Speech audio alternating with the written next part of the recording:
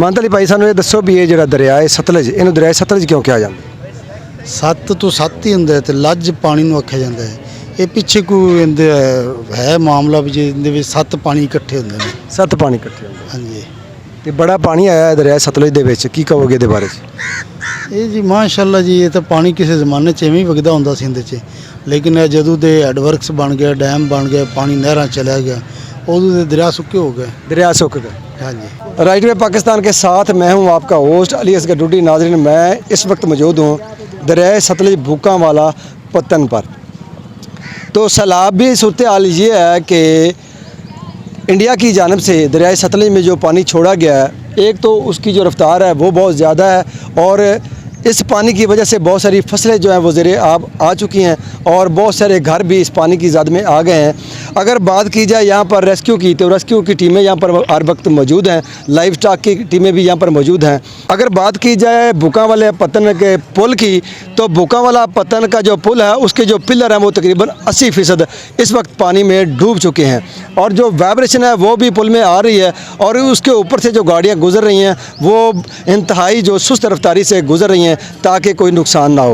तो मेरे साथ बहुत सारे लोग इस वक्त मौजूद हैं, तो आए उनसे बातचीत करते हैं और जानते हैं इस शराबी रैले के हवाले से। अस्सलाम वालेकुम जी। वालेकुम अस्सलाम। की नाम है भाजी तुहाडा? मोहम्मद अकरम साजिद। मोहम्मद अकरम साजिद इत्थे रहिंदे जी? नहीं जी, मैं चक ढाब सनाते का। ਚੱਕ ਢਾਬ ਸਨਾਤੇ का इत्थे पानी वेखण आए जी? जी, मैं दरिया को देखने के लिए। इस तो पहले भी इस दरिया दे विच कदी इन्ना पानी वेख्या? नहीं जी, मैंने नहीं पहले देखा। पहले नहीं देखा। नहीं। की कहोगे इस सैलाबी रैले दे हवाले नाल? बहुत ज़्यादा पानी है, बहुत नुकसान होया फसलों का। अजे तक तो रेला सिक्योरिटी के मुताबिक आ रहा है ज़्यादा 3 बजे। 3 वजे होर आ रहे जी, इस तो ज़्यादा आ रहे। ਇੱਥੇ ਕੋਈ ਤੁਸੀਂ ਸਿਕਿਉਰਿਟੀ ਵੇਖੀ ਆਸੇ जी, ਪਾਸੇ? बड़ी वेखी है, उन्होंने आते बंदे नूं मना भी किया है। मना भी कीता? हाँ जी, इधर ना आए। ना आया जी। नहीं, रोक नहीं रहे आदमी। आर्मी के लोग भी आए हैं, उन्होंने मना भी किया है, बल्कि 10 मिनट पहले वो इधर आए हैं, बच्चों को उन्होंने कहा पीछे ले जाओ, पीछे। लेकिन ये आदमी नहीं रोक रहे, आगे आ रहे हैं। ये नाज़रीन, ये भाई हम हमारे आए हैं ढाब सनतेका से पानी देखने। तो उनका कहना है कि इधर सिक्योरिटी वाले भी आए थे, उन्होंने लोगों को मना भी किया है कि वो जो ख़तरनाक जगह हैं उनके पास ना जाएं, लेकिन लोग चले जाते हैं। अगर मैं ये कहूँ कि ये 1988 के बाद यानी कि 1988 के बाद अगर दरियाए सतलुज में कोई बड़ा सैलाबी रेला आया है तो वो ये है, जिसकी जो स्पीड है वो भी बहुत ज़्यादा है और पानी जो है वो उसका बहाव भी बड़ा तेज़ है और इससे ज़मीनी कटाव भी आ रहा है, तो जिसकी वजह से लोगों की जो फसलें हैं वो भी ज़ेरे आब आ रही हैं और लोग जो हैं उनको रेस्क्यू भी किया जा रहा है और रेस्क्यू की टीमें उन महफूज मकामात पर मुंतकिल भी कर रही है। तो और भी बहुत सारे लोग मौजूद हैं, तो आए उनसे भी बातचीत करते हैं और जानते हैं इस सैलाबी रैले के हवाले से। मोहम्मद यूसुफ भाई कित्थों आए? आरफ वाले तो जी। आरफ वाले आए पानी वेखण? जी जी। की कहोगे तुसी, बड़ा तेज़ पानी जा रहा है इस दरिया दे? 2-3 साल पहले भी मैं आया सी, लेकिन इन्ना पानी नहीं सी। इस दफ़ा ज़्यादा है पानी की स्पीड भी ज़्यादा है। ਤੁਸੀਂ ਵੇਖ ਰਹੇ ਸਾਹਮਣੇ ਕਿ ਜਿਹੜਾ ਪੁਲ ਦਾ 80% ਹਿੱਸਾ ਹੈ ਉਸ ਟਾਈਮ ਪਾਣੀ ਦੇ ਵਿੱਚ ਡੁੱਬ ਚੁੱਕਿਆ। डूब चुका है बिल्कुल। ਤੇ ਇਹ ਵੀ ਸੁਣਨ ਚ ਆ ਰਿਹਾ ਕਿ ਪੁਲ ਦੇ ਵਿੱਚ ਵਾਈਬ੍ਰੇਸ਼ਨ ਵੀ ਆ ਰਹੀ ਹੈ ਇਸ ਪਾਣੀ ਦੀ ਸਪੀਡ ਦੀ ਵਜ੍ਹਾ ਤੋਂ। बिल्कुल वाइब्रेशन भी है। मैं पुल के ऊपर भी गया सी, पुल के ऊपर वाइब्रेशन भी है। ਤੇ ਬਹੁਤ ਸਾਰੀ ਜਿਹੜੀਆਂ ਫਸਲਾਂ ਨੇ ਉਹ ਵੀ ਪਾਣੀ ਦੀ ਜ਼ਦ ਵਿੱਚ ਆ ਚੁੱਕੀਆਂ ਨੇ। आस पास ਜਿਹੜੀਆਂ ਫਸਲਾਂ ਨੇ ਉਹ ਕਾਫੀ ਤਬਾਹ ਹੋ ਗਈਆਂ ਨੇ, ਬਿਲਕੁਲ ਤਬਾਹ ਹੋਈਆਂ ਨੇ। ਕਈ ਦਿਹਾਤ ਵੀ ਜਿਹੜੇ ਨੇ ਪਾਣੀ ਦੀ ਜ਼ਦ 'ਚ ਆਏ ਨੇ। ਅਜੇ ਤੱਕ ਵੀ ਕਈ ਲੋਕ ਆਪਣੇ ਘਰਾਂ ਦੇ ਵਿੱਚ ਜਿਹੜੇ ਦਰਿਆ ਦੇ ਆਸੇ-ਪਾਸੇ ਬੈਠੇ ਨੇ ਮੌਜੂਦ ਨੇ, ਉਹਨਾਂ ਨੂੰ ਤੁਸੀਂ ਕੀ ਪੈਗਾਮ ਦਿਓਗੇ? ਪੈਗਾਮ ਇਹੀ ਹੈ ਕਿ ਜੀ ਆਪਣੇ ਆਪ ਨੂੰ ਬਚਾਵਣ, ਹਿਫਾਜ਼ਤੀ ਤਦਾਬੀਰ ਅਪਣਾਵਣ, ਆਪਣੇ ਬੱਚਿਆਂ ਨੂੰ ਬਚਾਵਣ, ਆਪ ਨੂੰ ਬਚਾਵਣ, ਜਿਹੜਾ ਸੇਫ ਜਗ੍ਹਾ ਤੇ ਜਾਣ, ਆਪਣੀ ਜਗ੍ਹਾ ਨੂੰ ਉਹਨੂੰ ਛੱਡਣ। ਛੱਡ ਦੇਣਾ ਚਾਹੀਦਾ। ਛੱਡ ਦੇਣਾ ਚਾਹੀਦਾ ਹੈ। ਇਸ ਤੋਂ ਪਹਿਲੇ ਕਿ ਕੋਈ ਮੁਸੀਬਤ ਆਵੇ। ਹਾਂ, ਜਾਨ ਤੋਂ ਕਿਹੜੀ ਚੀਜ਼ ਪਿਆਰੀ ਹੁੰਦੀ ਹੈ। ਕੀ ਕਹੋਗੇ ਸੈਲਾਬੀ सूरत हाल ਦੇ ਵਿੱਚ? आज की पानी जो है 4-5 साल तो आज के सब ज़्यादा पानी है। ज़्यादा हर पानी। साल आने हाँ, आज की पानी की रफ्तार ज़्यादा है। पिछले साल जो इधर पानी उधर नहीं गया सी, इस साइड से पानी जो गया है वो नहीं गुजरिया। ਅਸੀਂ इस साइड से देखते रहे पिछले साल भी पानी नहीं गुजरिया। फसलों का बहुत ज़्यादा नुकसान होया। ਕੀ ਨਾਂ ਤੁਹਾਡਾ? ਕਾਸ਼ਫ ਕਾਸ਼ਿਫ ਭਾਈ ਕਿੱਥੋਂ ਆਏ? ਨੂਰ ਰਾਤ ਚੋਂ ਹੈ। ਨੂਰੇ ਰਾਜੋ ਆਏ। ਬੜਾ ਜਿਹੜਾ ਪਾਣੀ ਇਸ ਦਰਿਆ ਸਤਲੁਜ ਵਿੱਚ ਆਇਆ ਹੈ, ਕੀ ਕਹੋਗੇ ਇਹਦੇ ਬਾਰੇ?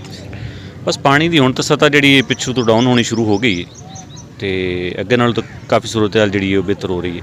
ਬਾਕੀ ਇੱਥੇ ਤਾਂ ਫਿਲਹਾਲ ਤੇ ਪਰਵਾਹ ਚੱਲ ਰਿਹਾ ਦਰਿਆ, ਲੇਕਿਨ ਪਿੱਛੋਂ ਤੋਂ ਸਤ੍ਹਾ ਜਿਹੜੀ ਡਾਊਨ ਹੋ ਗਈ ਹੈ। ਪਰਸੋਂ ਅਸੀਂ ਆਏ ਸੀ, ਉਹ ਜਿਹੜਾ ਸਾਹਮਣੇ ਟਾਵਰ ਹੈ ਨਾ ਬੜੀ ਉੱਚੀ ਜਗ੍ਹਾ ਤੇ ਸੀ ਤੇ ਅੱਜ ਉਹਦੇ ਵੀ ਆਸੇ-ਪਾਸੇ ਪਾਣੀ ਚੜ ਚੁੱਕਿਆ ਹੈ ਤੇ ਹੋਰ ਉਸ ਤੋਂ ਅੱਗੇ ਵੀ ਤਕਰੀਬਨ 1 ਕਿਲੋਮੀਟਰ ਦੇ ਏਰੀਆ ਵਿੱਚ ਪਾਣੀ ਫੈਲ ਚੁੱਕਿਆ ਹੈ ਤੇ ਲੋਕ ਇਹ ਵੀ ਕਹਿ ਰਹੇ ਨੇ ਕਿ 1988 ਤੋਂ ਬਾਅਦ ਅਗਰ ਕੋਈ ਵੱਡਾ ਸੈਲਾਬੀ ਰੈਲਾ ਆਇਆ ਹੈ ਤੇ ਉਹ ਹੈ ਮੌਜੂਦਾ ਜਿਹੜਾ। ਅਜੇ ਵੀ ਲੋਕ ਜਿਹੜੇ ਨੇ ਆਪਣੇ ਘਰਾਂ ਦੇ ਵਿੱਚ ਜਿਹੜੇ ਦਰਿਆ ਦੇ ਆਸੇ-ਪਾਸੇ ਲੋਕ ਬੈਠੇ ਨੇ, ਉਹਨਾਂ ਲੋਕਾਂ ਨੂੰ ਤੁਸੀਂ ਕੀ ਪੈਗਾਮ ਦਿਓਗੇ? ਪੈਗਾਮ ਇਹ ਹੈ ਕਿ ਜੀ ਪਿੱਛੋਂ ਅਗਰ ਦਰਿਆ ਨਹੀਂ ਚੜਦਾ ਫਿਰ ਤਾਂ ਠੀਕ ਹੈ ਸੂਰਤ ਹਾਲ, ਠੀਕ ਹੈ ਜੀ, ਲੇਕਿਨ ਅਗਰ ਪਿੱਛੋਂ ਫਿਰ ਪਾਣੀ ਦੁਬਾਰਾ ਉਹ ਛੱਡਦੇ ਨੇ ਫਿਰ ਇਸ਼ੂ ਹੋ ਜਾਣਾ, ਫਿਰ ਹਰ ਆਰਜ਼ੀ ਕਿਸੇ ਨੂੰ ਤੌਰ ਤੇ ਆਪਣੀ ਜਾਨ ਬਚਾਉਣ ਵਾਸਤੇ, ਆਪਣੇ ਬੱਚਿਆਂ ਦੀ ਜਾਨ ਨੂੰ ਮਹਿਫੂਜ਼ ਕਰਨ ਵਾਸਤੇ, ਆਪਣੇ ਮਾਲ ਮਵੇਸ਼ੀ ਮਹਿਫੂਜ਼ ਕਰਨ ਵਾਸਤੇ ਵਕਤ ਤੋਂ ਪਹਿਲੇ ਹੀ ਜੀ ਜਿਹੜੇ ਤੇ ਦਰਿਆ ਦੇ ਕੰਢਿਆਂ ਤੇ ਲੋਕ ਬੈਠੇ ਨੇ ਉਹਨਾਂ ਨੂੰ ਤੇ ਜ਼ਰੀ ਗੱਲ ਚਾਹੀਦਾ ਹੈ ਕਿ ਉਹ ਸਾਈਡਾਂ ਤੇ ਹੋ ਜਾਣ, ਆਪਣਾ ਮਹਿਫੂਜ਼ ਮਕਾਮ ਤੇ ਚਲੇ ਜਾਣ। ਬਾਕੀ ਇਸ ਟਾਈਮ ਜਿਹੜੀ ਪਿੱਛੋਂ ਦੀ ਸੂਰਤ ਹਾਲ ਹੈ ਉਹ ਕੰਟਰੋਲ ਵਿੱਚ ਹੈ। ਅਸੀਂ ਇਹ ਵੇਖਿਆ ਅਗਲੇ ਪਾਸੇ ਵੀ ਜਿਹੜਾ ਬੰਦ ਹੈ ਨਾ, ਅਸਲ ਵਿੱਚ ਨਾ ਹੁਣ ਕੁਝ ਦੇਰ ਪਹਿਲੇ ਪਤਾ ਚੱਲਾ ਸੀ ਪਿੱਛੋਂ ਕਿ ਇੱਥੋਂ ਕਿਤੇ ਕੋਈ ਬੰਨ ਜਿਹੜਾ ਉਹ ਟੁੱਟ ਗਿਆ ਹੈ। ਲੇਕਿਨ ਇਹ ਜੀ ਕੋਈ ਸੂਰਤ ਹਾਲ ਨਹੀਂ, ਉੱਥੋਂ ਵੀ ਪਤਾ ਕੀਤਾ ਮੋਮੇ ਕੇ ਵਗੈਰਾ ਵਾਲੀ ਸਾਈਡ ਤੇ ਸਾਰਾ ਕੁਝ ਜਿਹੜਾ ਜੀ ਉਹ ਅਮਨ ਵਿੱਚ ਹੈ।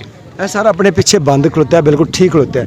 ਇਹ ਪੁਲ ਦੇ ਅਗਲੇ ਪਾਸੇ ਅਗਰ ਆਪਾਂ ਵੇਖੀਏ ਨਾ ਇਸੇ ਤਰ੍ਹਾਂ ਬੰਦ ਸੀ, ਉਹ ਲੋਕਾਂ ਨੇ ਮਸਮਾਰ ਕਰਤਾ, ਜਿਹੜੇ ਆਸੇ ਪਾਸੇ ਦੇ ਆਬਾਦੀਆਂ ਨੇ, ਰਿਹਾਇਸ਼ੀ ਲੋਕ ਨੇ, ਉਹਨਾਂ ਨੇ ਉਹਨੂੰ ਮਸਮਾਰ ਕਰਤਾ। ਜਦੋਂ ਫਿਰ ਇਹ ਪਾਣੀ ਆਉਂਦਾ ਦਰਿਆ ਦੇ ਵਿੱਚ ਤੇ ਸਾਡੇ ਵਾਸਤੇ ਉਹੀ ਨੁਕਸਾਨ ਦੇ ਚੀਜ਼ ਜਿਹੜੀ ਸਾਬਤ ਹੁੰਦੀ, ਸਾਨੂੰ ਨੁਕਸਾਨ ਹੁੰਦਾ, ਸਾਡੀਆਂ ਫਸਲਾਂ ਤਬਾਹ ਹੋ ਜਾਂਦੀਆਂ ਨੇ, ਸਾਡੇ ਮਾਲ ਮਵੇਸ਼ੀ ਡੁੱਬ ਜਾਂਦੇ ਨੇ, ਤੇ ਸਾਨੂੰ ਵੀ ਚਾਹੀਦਾ ਨਾ ਗੌਰਮੈਂਟ ਦੇ ਨਾਲ ਕੋਆਪਰੇਟ ਕਰਨ। ਬਿਲਕੁਲ ਉਹ ਤੁਸੀਂ ਸਹੀ ਕਹਿ ਰਹੇ ਜੀ ਕਿ ਜਿਹੜਾ ਦਰਿਆ ਦੀ ਗੁਜ਼ਰਗਾ ਹੈ ਉਹਨੂੰ ਤਾਂ ਡਿਸਟਰਬ ਨਹੀਂ ਕਰਨਾ ਚਾਹੀਦਾ, ਠੀਕ ਹੈ ਜੀ। ਕਿਸੇ ਸੂਰਤ ਹੀ ਜਿਹੜਾ ਦਰਿਆ ਦਾ ਏਰੀਆ ਉਹਨੇ ਜਦੋਂ ਵੀ ਆਉਣਾ ਉਹਨੇ ਆਪਣਾ ਰਸਤਾ ਬਣਾ ਹੀ ਲੈਣਾ ਆਟੋਮੈਟਿਕਲੀ, ਤੇ ਉਹਦੇ ਵਿੱਚ ਚਾਹੀਦਾ ਹੈ ਜਦੋਂ ਇਹ ਦਰਿਆ ਦਾ ਟਾਈਮ ਆਉਂਦਾ ਹੈ ਤੇ ਉਹਦੇ ਵਿੱਚ ਸਾਨੂੰ ਮਹਿਫੂਜ਼ ਜਗ੍ਹਾ ਤੇ ਵੀ ਜਾਣਾ ਚਾਹੀਦਾ ਹੈ, ਤੇ ਇਹਨੂੰ ਬੰਦ ਵੀ ਨਹੀਂ ਕਰਨਾ ਚਾਹੀਦਾ, ਉਹਦੇ ਰਸਤੇ ਨੂੰ, ਰਸਤਾ ਜਿਹੜਾ ਉਹਨੂੰ ਚੱਲਣਾ ਚਾਹੀਦਾ, ਠੀਕ ਹੈ। ਲੇਕਿਨ ਲੋਕਾਂ ਦੀ ਵੀ ਮਜਬੂਰੀ, ਜਿਨ੍ਹਾਂ ਦੀ ਜ਼ਮੀਨ ਉਹਦੇ ਵਿੱਚ ਦਰਿਆ ਦੇ ਵਿੱਚ ਲੋਕਾਂ ਨੇ ਕਾਸ਼ਤ ਵੀ ਕਰਨੀ, ਉਹਦੇ ਵਿੱਚ ਵੇਖੋ ਜੀ ਅਸੀਂ ਨਾ ਉਸ ਸਵਾਲ ਨਾਲ ਕੋਈ ਗੱਲ ਕਰ ਸਕਦੇ ਹਾਂ, ਬਿਲਕੁਲ ਮਜਬੂਰੀ ਹੁੰਦੀ ਹੈ, ਲੇਕਿਨ ਆਪਣੀ ਜਾਨ ਨਾਲ ਕੀਮਤੀ ਚੀਜ਼ ਤਾਂ ਕੋਈ ਵੀ ਨਹੀਂ ਨਾ ਹੁੰਦੀ। ਨਾਲੋਂ ਕੀਮਤੀ ਚੀਜ਼ ਤਾਂ ਕੋਈ ਨਹੀਂ, ਬਿਲਕੁਲ ਤੁਸੀਂ ਸਹੀ ਕਹਿ ਰਹੇ ਜੀ। ਔਰ ਪੈਗਾਮ ਵੀ ਇਹੀ ਹੈ ਕਿ ਲੋਕਾਂ ਨੂੰ ਮਹਿਫੂਜ਼ ਮਕਾਮ ਤੇ ਜਾਣਾ ਚਾਹੀਦਾ। ਜੀ ਤੁਸੀਂ ਭਾਈ ਉਹਨਾਂ ਦਾ ਪੈਗਾਮ ਸੁਣਿਆ, ਉਹਨਾਂ ਦਾ ਕਹਿਣਾ ਹੈ ਕਿ ਬੰਦੇ ਨੂੰ ਆਪਣੇ ਜਿਹੜੇ ਜਾਨਾਂ ਨੇ ਉਹ ਮਹਿਫੂਜ਼ ਬਣਾਉਣੀਆਂ ਚਾਹੀਦੀਆਂ ਨੇ, ਤੇ ਵਕਤ ਤੋਂ ਪਹਿਲੇ ਮਹਿਫੂਜ਼ ਮੁਕਾਮ ਤੇ ਮੁੰਤਕਿਲ ਹੋ ਜਾਣਾ ਚਾਹੀਦਾ ਹੈ। ਇਹ ਜਿਹੜਾ ਦਰਿਆ ਦਾ ਏਰੀਆ ਨਾ ਜੀ, ਇਹਦੇ ਵਿੱਚ ਵੀ ਲੋਕਾਂ ਦੀਆਂ ਜ਼ਮੀਨਾਂ ਹੈਗੀਆਂ, ਤੇ ਬਹੁਤ ਸਾਰੇ ਲੋਕ ਜਿਹੜੇ ਨੇ ਉਹਨਾਂ ਨੇ ਆਪਣੀਆਂ ਫਸਲਾਂ ਇਸ ਦਰਿਆ ਦੇ ਜਿਹੜਾ ਰਕਬਾ ਉਹਦੇ ਵਿੱਚ ਕਾਸ਼ਤ ਕੀਤੀਆਂ ਹੋਈਆਂ ਨੇ, ਤੇ ਜਿਹੜੇ ਬੰਨ ਜਿਹੜੇ ਗੌਰਮੈਂਟ ਨੇ ਬਣਾਏ ਹੋਏ ਨੇ ਉਹਨਾਂ ਨੂੰ ਵੀ ਚਾਹੀਦਾ ਕਿ ਸਾਡਾ ਵੀ ਕੰਮ ਹੈ, ਸਾਡਾ ਵੀ ਫਰਜ਼ ਬਣਦਾ ਹੈ ਕਿ ਅਸੀਂ ਉਹਨਾਂ ਦੀ ਹਿਫਾਜ਼ਤ ਕਰੀਏ, ਤਾਂ ਕਿ ਜਦੋਂ ਇਹ ਸੈਲਾਬ ਵਗੈਰਾ ਆਉਂਦੇ ਨੇ ਤੇ ਉਹ ਪਾਣੀ ਦੀ ਵਜ੍ਹਾ ਨਾਲ ਸਾਡਾ ਕੋਈ ਨੁਕਸਾਨ ਜਿਹੜਾ ਵੱਡਾ ਉਹ ਨਾ ਹੋਵੇ। ਲੋਕ ਕਾਫੀ ਤਾਦਾਦ ਦੇ ਵਿੱਚ ਦਰਿਆ ਦੇ ਆਏ ਹੋਏ ਨੇ, ਆਪਣੀ ਫੈਮਲੀਆਂ ਦੇ ਨਾਲ, ਆਪਣੇ ਬੱਚਿਆਂ ਦੇ ਨਾਲ, ਤੇ ਦਰਿਆ ਦੀ ਸੈਰ ਵੀ ਕਰ ਰਹੇ ਨੇ, ਤੇ ਉਹਨਾਂ ਦੋਸਤਾਂ ਨੂੰ ਮੈਂ ਵੀ ਇਹ ਪੈਗਾਮ ਦੇਵਾਂਗਾ ਕਿ ਉਹ ਜਿਹੜੀ ਕੋਈ ਖਤਰਨਾਕ ਜਗ੍ਹਾ ਹੈ ਉੱਥੇ ਨਾ ਜਾਵਣ, ਤਾਂ ਕਿ ਉਹਦੇ ਵਜ੍ਹਾ ਨਾਲ ਕੋਈ ਨੁਕਸਾਨ ਜਾਨੀ ਜਾਂ ਮਾਲੀ ਨਾ ਹੋਵੇ।